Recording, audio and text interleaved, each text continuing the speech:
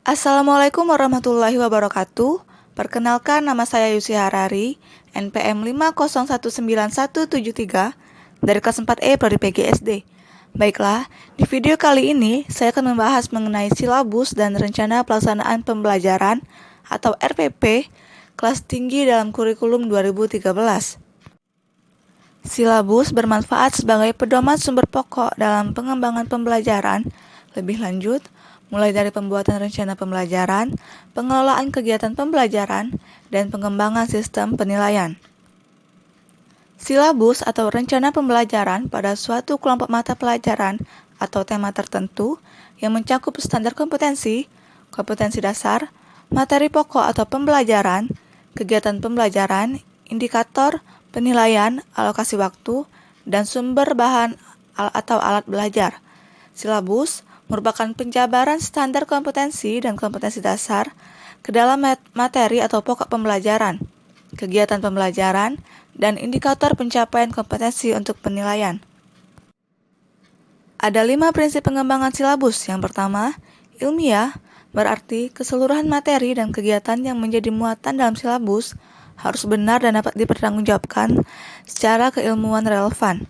Yang kedua, konsisten, yang berarti adanya hubungan yang konsisten antara kompetensi dasar, indikator, materi pokok, pengalaman belajar, sumber belajar, dan sistem penilaian.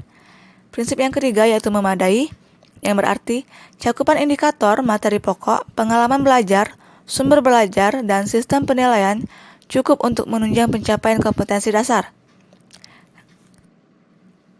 Prinsip yang keempat yaitu aktual dan konstekstual, yang berarti cakupan indikator, materi pokok, pengalaman belajar, sumber belajar, dan sistem penilaian memperhatikan perkembangan ilmu, teknologi, dan seni mutakhir dalam kehidupan nyata dan peristiwa yang terjadi. Prinsip yang kelima yaitu fleksibel, yang berarti keseluruhan komponen silabus dapat mengakomodasi keragaman peserta pendidik, serta dinamika perubahan yang terjadi di sekolah ataupun tuntutan masyarakat. Silabus mata pelajaran disusun berdasarkan seluruh alokasi waktu yang disediakan untuk mata pelajaran selama penyelenggaraan pendidikan di tingkat satuan pendidikan.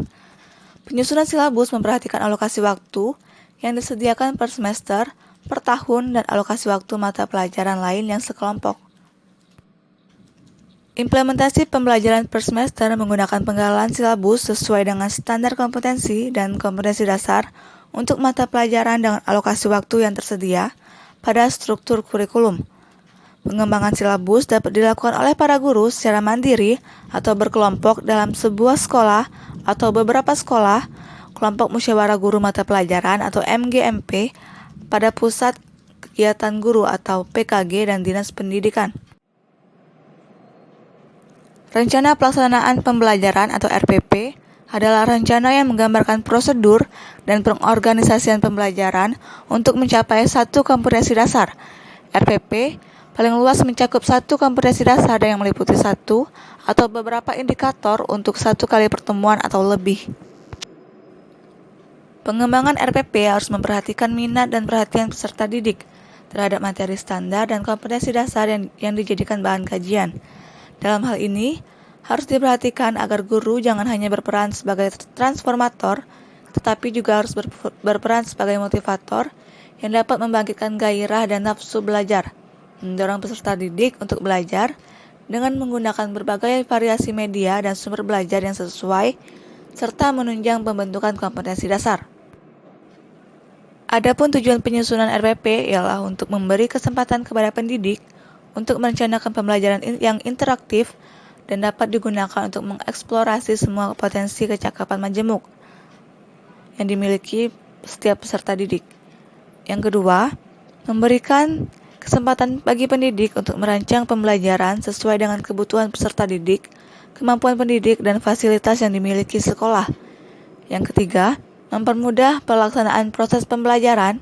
Dan yang terakhir, mempermudah pelaksanaan evaluasi proses pembelajaran sebagai input guna perbaikan pada penyusunan RPP selanjutnya. Manfaat penyusunan RPP. Yang pertama, meningkatkan kemampuan guru dalam merancang pembelajaran sebagai bagian dari kompetensi pedagogik yang harus dimiliki guru. Yang kedua, proses pembelajaran yang dilakukan akan lebih terarah karena tujuan pembelajaran, materi yang akan diajarkan, metode dan penilaian yang akan digunakan telah direncanakan dengan berbagai pertimbangan.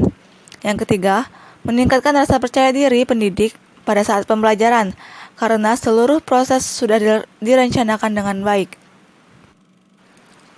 Untuk menyusun sebuah RPP, ada beberapa hal yang menjadi prinsipnya, yang mana prinsip tersebut harus diperhatikan ketika guru menyusun sebuah RPP.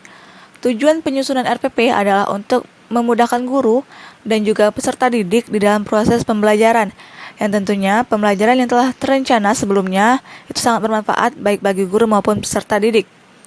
Komponen RPP setidaknya terdiri dari materi pelajaran, materi pokok, kelas atau semester, alokasi waktu, standar kompetensi dan kompetensi dasar atau SK atau KD, indikator hasil belajar, materi pelajaran, kegiatan pembelajaran, alat, media, dan sumber belajar, serta evaluasi.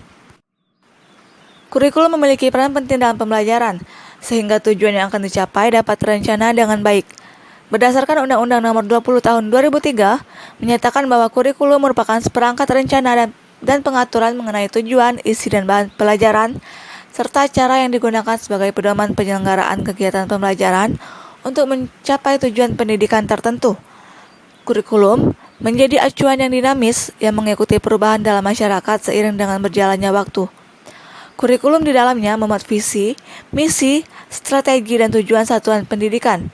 Selain itu, dimuat pula struktur dan muatan kurikulum, dan penjabarannya perlu melampirkan silabus dan rencana pelaksanaan pembelajaran atau RPP.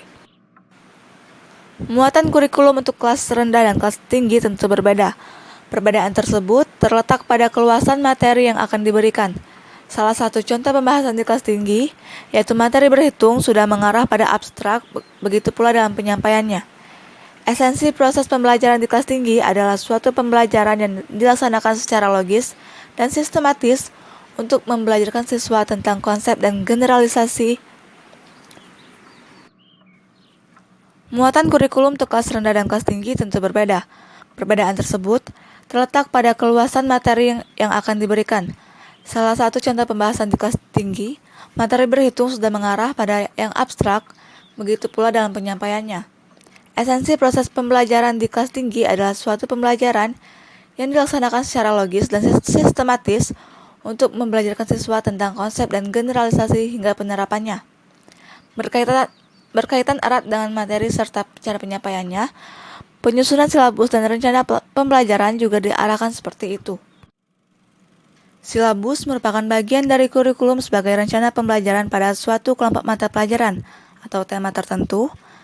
Langkah setelah silabus disusun adalah penyusunan rencana pelaksanaan pembelajaran atau RPP. Setiap komponen RPP mempunyai arah pengembangan masing-masing yang merupakan satu kesatuan. Silabus dan RPP dijadikan pedoman oleh guru, tentunya menyatu dengan prinsip penyampaian materi pembelajaran, yaitu dari yang konkret kemudian abstrak. Silabus dan RPP merupakan bagian dari kurikulum yang disusun oleh guru sebagai pedoman yang jelas dan terukur dalam pembelajaran untuk memudahkan guru dalam mengaplikasikan pengetahuan kepada siswa. Mungkin itulah yang dapat saya sampaikan. Lebih dan kurangnya saya mohon maaf. Terima kasih. Wassalamualaikum warahmatullahi wabarakatuh.